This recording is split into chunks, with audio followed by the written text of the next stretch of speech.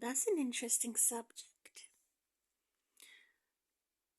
Would I accept a multi-billionaire, super rich individual after he had disrespected me personally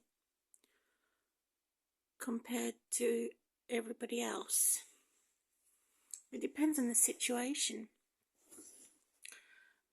Would I accept the man who had disrespected me and harmed my child? Would I emotionally harmed my child, or emotionally abused me, or physically abused me? Would I allow history to repeat itself? And the answer is a no, no, no, no. And that's the reason why I stayed alone for so long. And that's the reason why I had abstained sex for so long.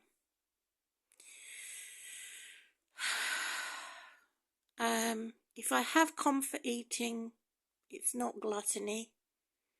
It's healthy eating. Healthy snacks. Sometimes I don't have a choice, but it keeps my energy strength going. And so it's a very serious question, actually.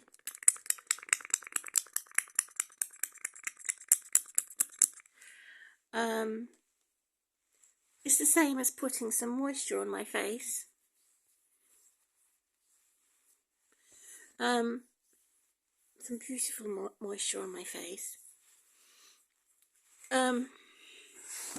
They can say nice things to you in your face, but behind your back they'll say the horrible thing.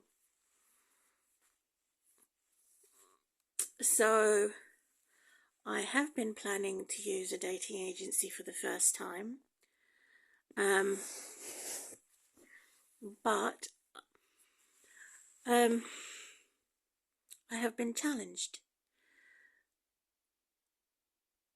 and instructed by God to try it. So I did, and saw what happened. The trolls had followed me, and they had made sure that that particular app or that particular agency would be destroyed. I'm trying to remove the hair off of my face. That's better. And so this is the situation with dating agency.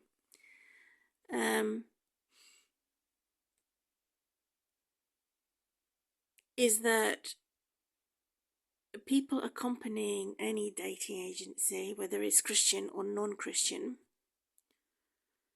there is a phenomenon where people are not serious, they're out to harm. And I guess that Christian dating agencies are very expensive. So after my surgery, I have taken personal photos and videos, unaware that the authorities would be looking at my personal things, which is a crime. It's a government crime.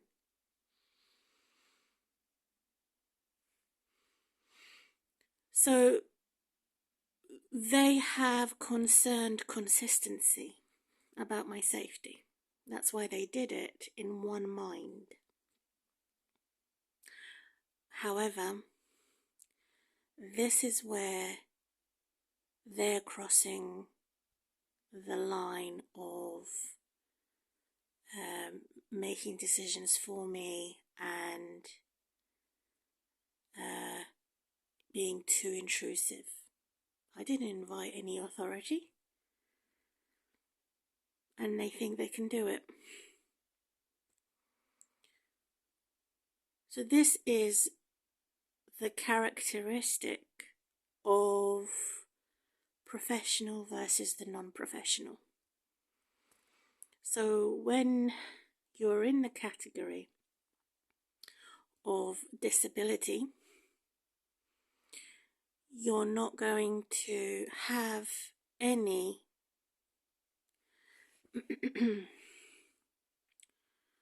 kindness. They're instantly unkind unless you are rich.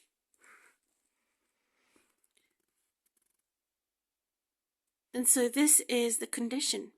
This is the motivation. This is the motor, the drive that people choose in relationships.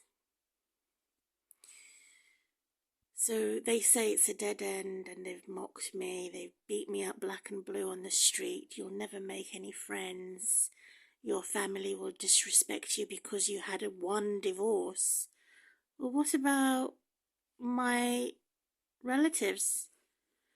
They all are hypocrites.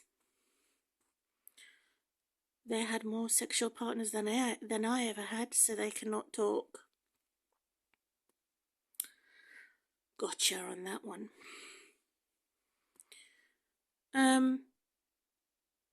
So if I was homeless, would I accept a multi-billionaire to offer me a life support system, education, sex, career? No, definitely not. I'd rather be homeless and die in a box somewhere, become really ugly and unkept. I don't see any difference between people who are being beaten up black and blue by a system compared to people who are on the street homeless. It's the same thing. Or in a tropical environment somewhere, lost in the rainforest. Got you there. So, is there a happy ending? And the answer is no. Because most individuals who are very past age 30 would be set in their own way and will say, it's my way or no way, my routine, my beliefs, my dominance, my control, my policy, my politics. And that's how they grasp feminine woman and feminist woman. Whereas in my place, I wouldn't say I'm either feminist or feminine, neither. However, I most certainly will want to control what I choose from my history to remain and what I choose in my history to reject. And yet I'm forced on social media to accept things that I don't want to be normal as normal, which again is a crime against humanity. I'm enjoying this. Hopefully it will get rid of this dimple.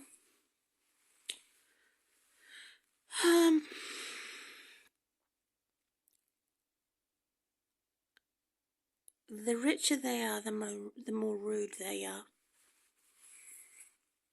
The more negative they are, the more intrusive they are, and horrible. So I would say no. I originally chose a task. I originally chose a certain event to take place, and they did the opposite of that. And they played a game with me of cat and mouse. So the man can look very big but have a very small penis, or he could look quite slim and lean and have quite a large penis. So the first man I was with had a bigger penis compared to the second man I was with, who had a tiny penis. It was the size of my finger. didn't give me much pleasure, because I couldn't control it. I can control my finger more than I could control his penis. He was deformed down there, but I didn't marry him because of that. I actually married him because he sang me sweet songs, and I was in love with his blue eyes. I overlooked his bald head. But now, looking back, it's the biggest mistake I've ever made. Because he was a cheat. And more than that, I don't want to say what he was. People subscribe to my channel can find out. And this has happened to me because I didn't know any better. I didn't have a mum and dad and a happy upbringing as a child. And I believe God has totally cured me from the lack, the emptiness. I believe God has given me more emotion compared to feminist and feminine women.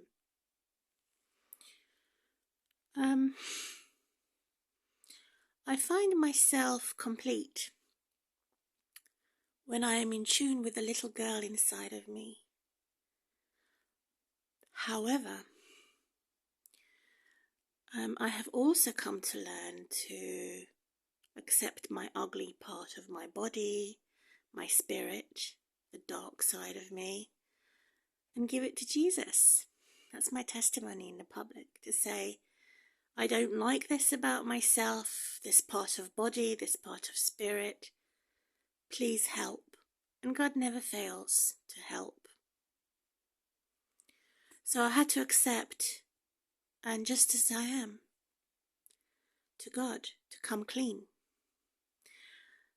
So then God took me on a journey to go all the way back to my ancestry. Way, way, way back to the beginning of time. So then I had to look at the old as much as I had to look at the young, my youth and my very old age. And what I had discovered is resident evil. The closer I came to God, the closer the devil came to me, threatened my life, removed all my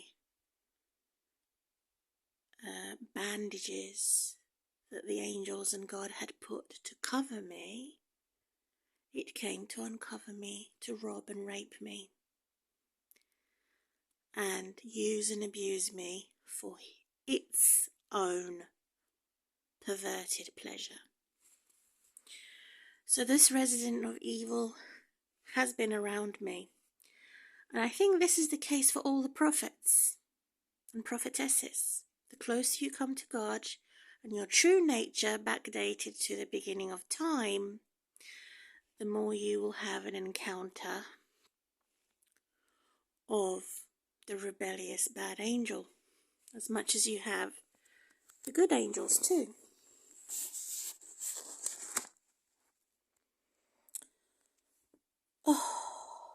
And they will sometimes be blatantly obvious, other times will hide.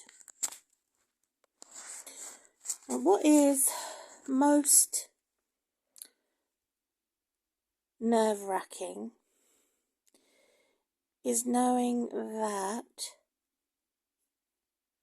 there are beings, creatures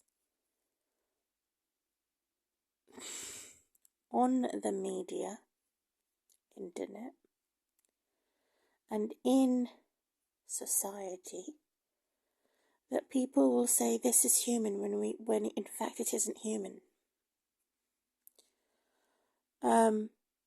It's either a designed Frankenstein government creatures, beings, or it is something else that we can call alien or crossbred or whatever.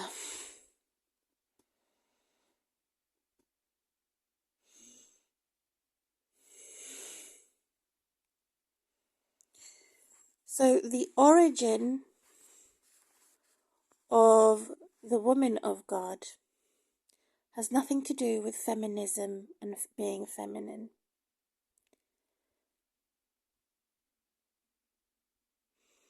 It has nothing to do with making an agreement and making harmony, making commitment,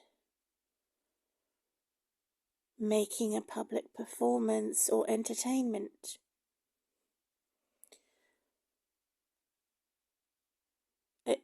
A human nature is something that cannot be copied.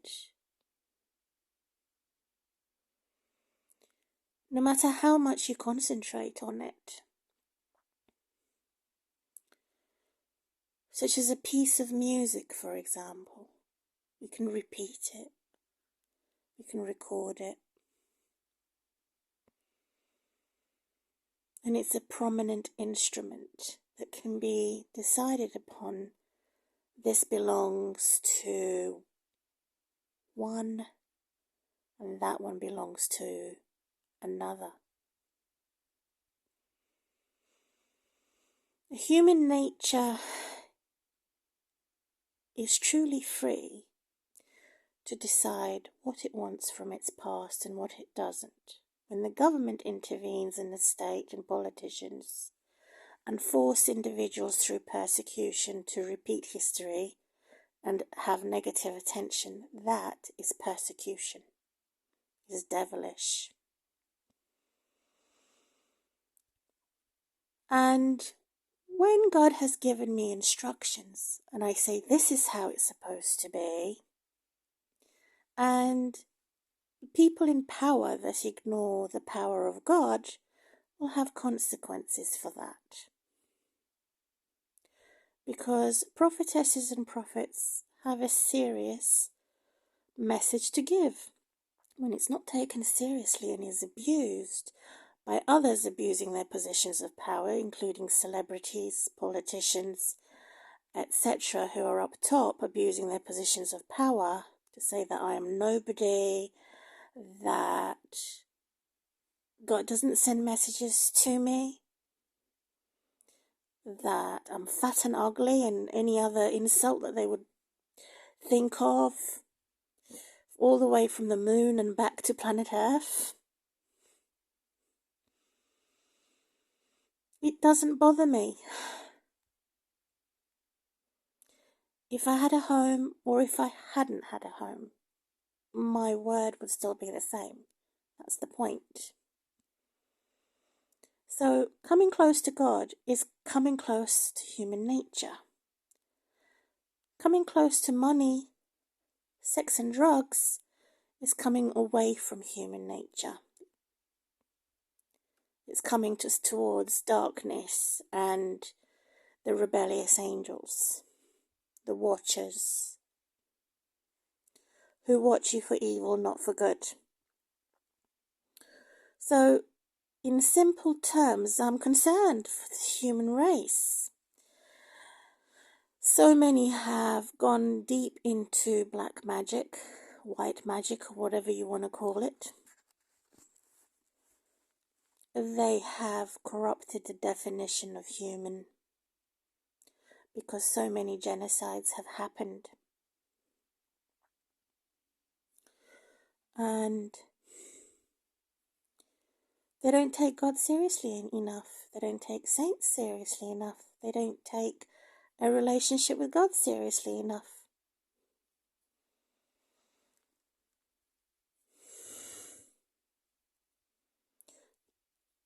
The most important thing for me, whether I am close to human nature or if I'm far away from human nature as a new creature in Christ, either way,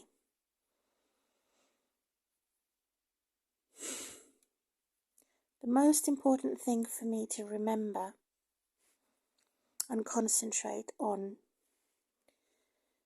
is that promise, to stand on it, to breathe it, to believe it, to hope for it,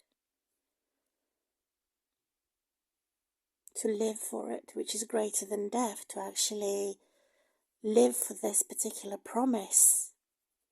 And that is to hear my Jesus say, well done. So I need that. Everybody needs it, but will not want it. Not everybody will want it. That's the difference between my human nature, or me being a new creature in Christ, compared to everybody else. They may need it, but may not want it. Because I need this, for my Jesus to say, well done, my good and faithful servant, the enemy comes along and says, you're scum, slime, nobody. You have been unraveled, unwrapped, as a typical little dirty word it would use to not only break my confidence, but to actually break human nature, an attempt to remove promises of Jesus and the seed of God's love in my heart, in my mind, and my soul. Again, this is what makes me different as a woman of God compared to feminist or feminine woman. There is something else than the seed of the love of God that most people don't know.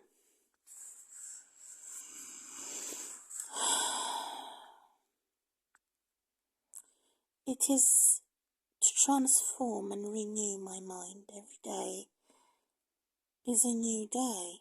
But the pattern of the deceiver, including those who are endorsed into politics and government, is that they will come along and make you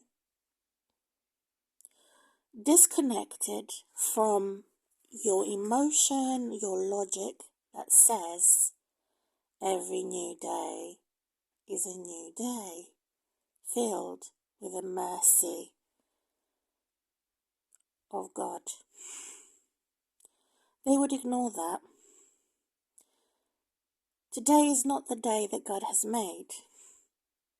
There is no miracle. Today is not a new day. Today I do not have, obsess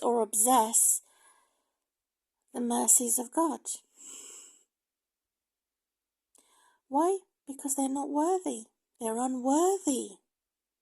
They take God for granted. They've abandoned and neglected God.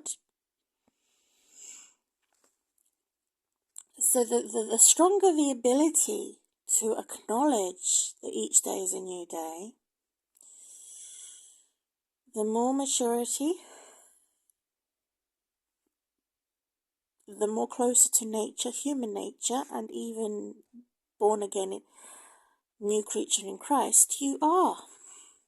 But the less you acknowledge the new day is a new day every day, 24 hours, 24/7, the less mature and further away from God you are.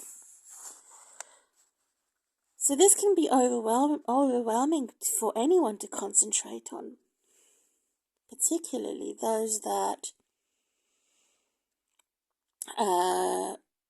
use this pattern of deception to make money, to keep a toxic, dysfunctional relationship, to be the center of attention, to be an abuser and a criminal. Ooh, you want to be a phantom menace. You want to be a poltergeist, a bad ghost. So pattern of deceptiveness in your behaviour and in your mind, how you think, to concentrate on, because it gives you good luck. You actually enjoy making bad luck to other people. So this concept, or this conception of Satan that also has a son or a child representative, compared to God, who also has a son, so it's a copy, and representatives, that is Jesus. I am using a reference note. I'm always am, and I'm also writing my notes as I go about human nature, about my choices, about my position, to say I don't have to have a position of power to speak the truth. I don't have to have various graphs and charts and professional presentation and elaborate whatever to try and explain the mind's constitution. I can just use my word, my feeling, my voice, my eyes,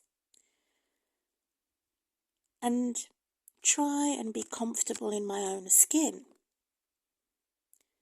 That is more effective than any other business presentation. Too many people are not comfortable in their own skin. What does that tell you about their mental assessments?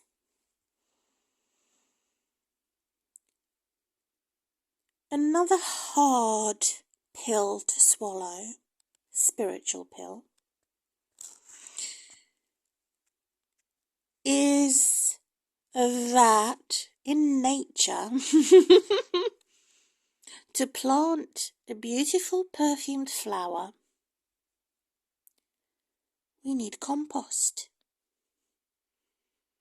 Most people hate it. It's bad, smelly. Similar to me, who was nicknamed Nelly with my ex-husband, Nunu.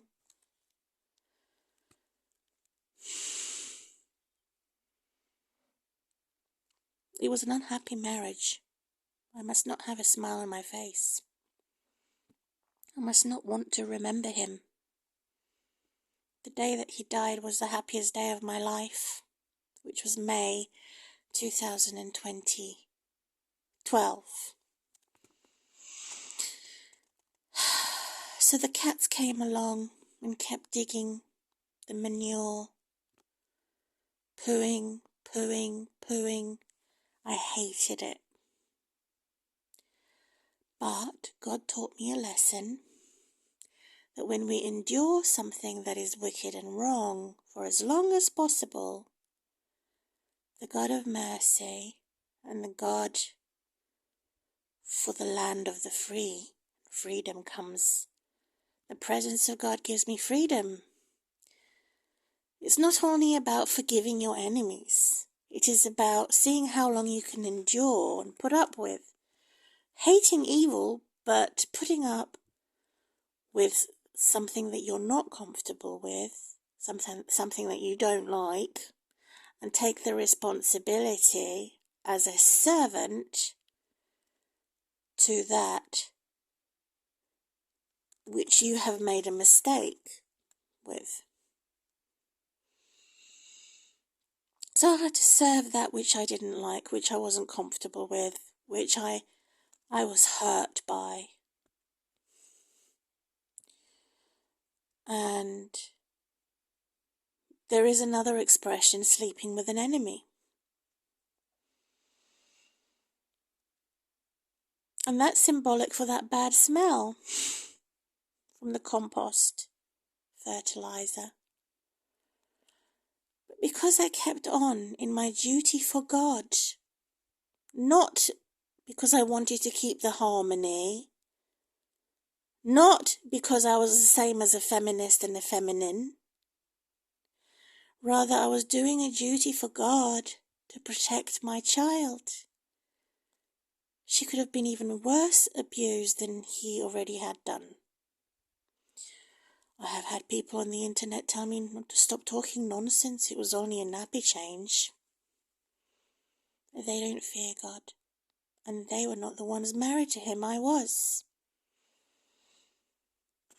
So I was confounded. And I did cry and pray. I said, let my enemy be confounded, not me. So God gave me freedom. I had a lot of freedom. I had more freedom and more peace than most people. The enemy came along, made a stink smell. I was jealous and envious of my freedom. I have never been jealous in my life. Never ever. Because God knew I was doing God's will. Taking care of my daughter and being a single mum. Because the women of God are not supposed to be jealous. If I was jealous, I wouldn't be a woman of God. It is the feminine and the feminists that are jealous. So for me, I would either be as a stray or run away, or I would stay put for the sake of the children. And that's what I did. I had to find a compromise.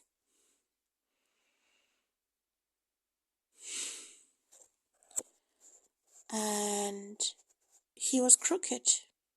As crooked as my nose. And disproportionate as my body. So I found the Torah very helpful. In Isaiah 53, how Jesus was also deformed as a result of his abuse.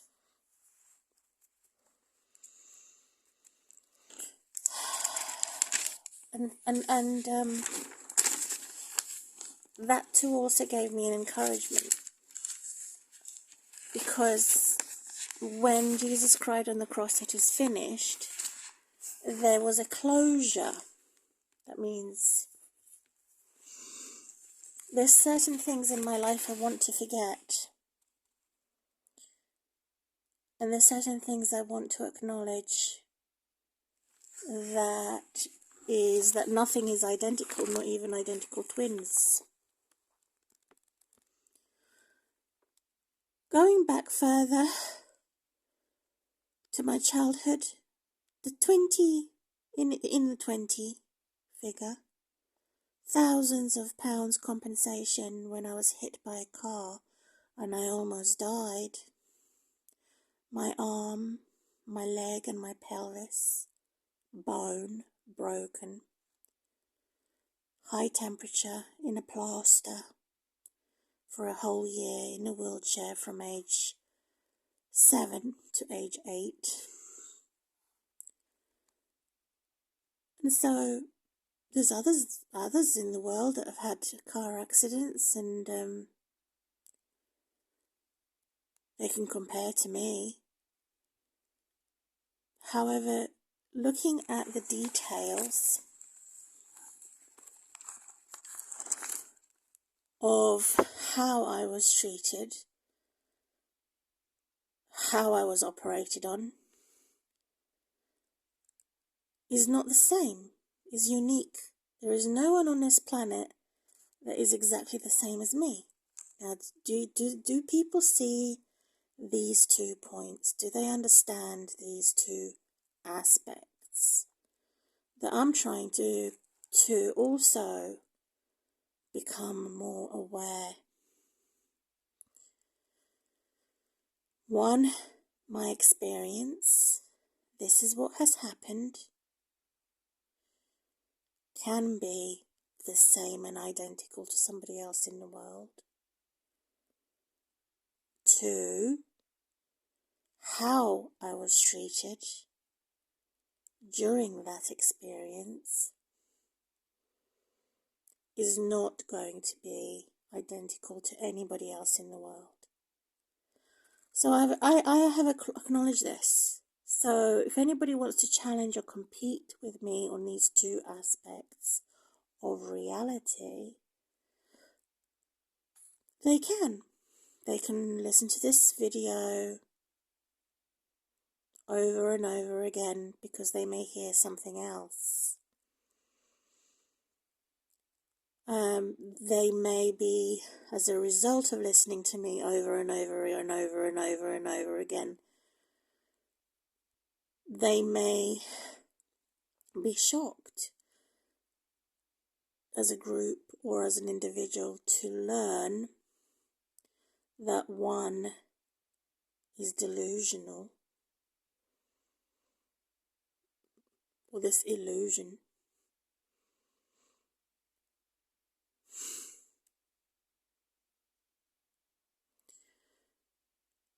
To accumulate information about anyone and say, this is the reality, this is the experience for that one over there, is going to be identical to someone else in the world. Yeah, point one. However, point two, the reality is that no one has the same treatment. They're all different. So, I had a car accident. Me too. I had a car accident. I had compensation. Me too. I had compensation. I had a broken arm and a broken leg. Me too. I had a broken arm and a broken leg. However, not everyone has had the same type of operation, the same type of treatment and relationships and emotions. That's what makes us human. That's what makes human nature. And that's what also makes us have the opportunity to have a relationship with God. Then there is the example of a sex doll. Each man has a different feeling. And artificial sex is never as pleasurable as with someone that you love. However,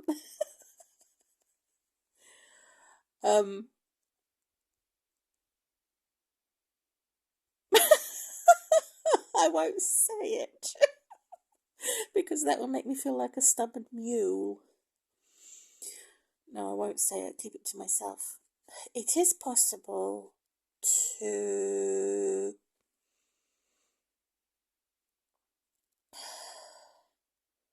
have more sexual pleasure not using any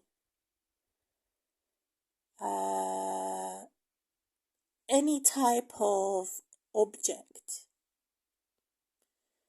just using one's hand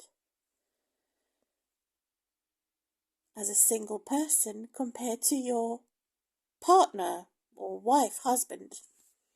So it is possible to have even more sexual pleasure than actual sex with yourself, but not in a perverted sense, which is annoying. And this is again to compliment the singles out there in the community and the commotion of the fashion of being a couple. And I think you're in my space. Do you like what I like or not? Is the big question. And most men would say no. So when the government intervenes or a total stranger intervenes in my dating, in my assessments, in my judgments, it's totally out of order. Because they destroy my relationship, my choice, and my experience, my emotion that comes with it. So they should just go and mind their own business, put it that way. So it's become more and more common now with these interactive booths and internets for individuals, family members and strangers even to intervene when it comes to relationships that are an agape love. So I like you as a brother, sister, uncle type, or I like you for romantic interest type. So there is a test for that. There is a limit for that. Are you going to share my limit or not? Do I have my privacy or not? So these are the questions. Do I have more than 10% trust or not? I need a comic relief, good sense of humour with you or not? So these are the basics of human nature and or a relationship with God, such as a new creature in Jesus Christ. And what bugs me, frustrates me, is when false religious people or sinners in religious places of worship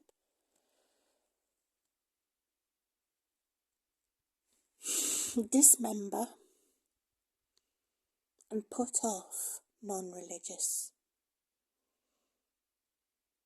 Because God can actually work through non-religious people as much as God can work through religious people. This is where many will reject my teaching.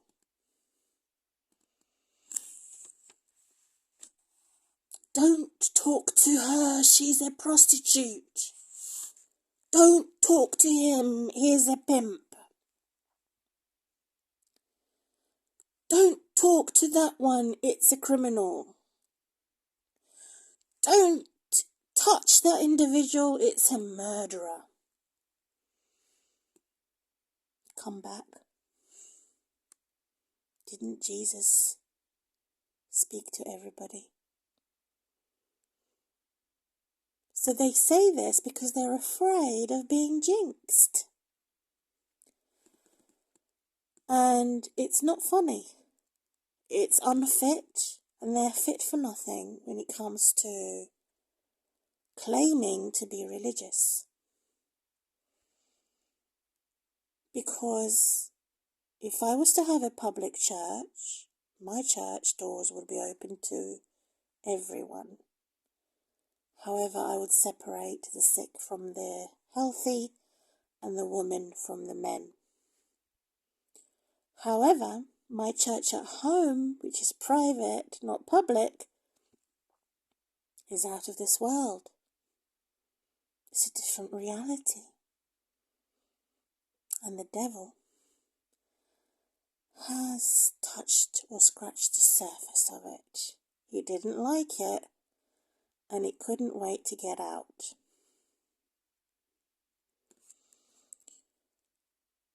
Even when I called it to come back. Because I know when I want my Jesus to stay, and I know when I want my Jesus to go.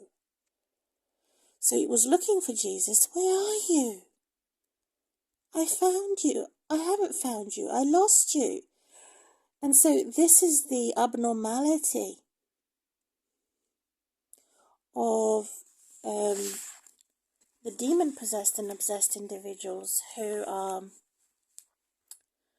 looking for Jesus. Where are you?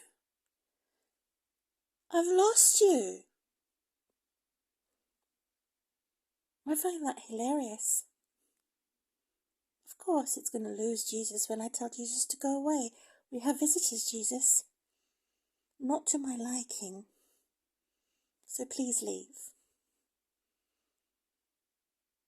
Because it wants what you gave me. It wants access. It wants a bit of heaven and a bit of hell at the same time.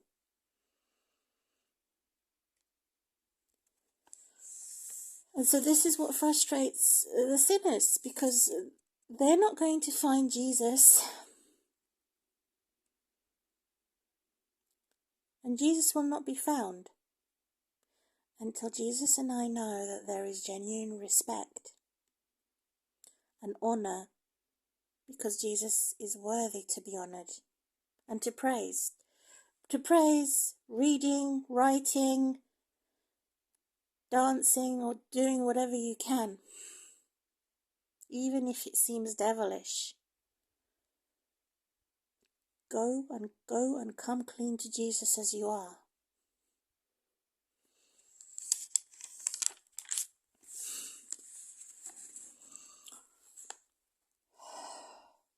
I did. I came to Jesus as I was. And when Jesus' presence came to me, I was terrified. And I remember it like it was yesterday. It came closer and closer and closer. And until my fear of God had disappeared, vanished. Because Jesus knew that I had respect for Jesus and had allowed me to find his presence. So I put certain individuals to the test to see if there is genuine care and respect. If there isn't, what the hell are you doing here?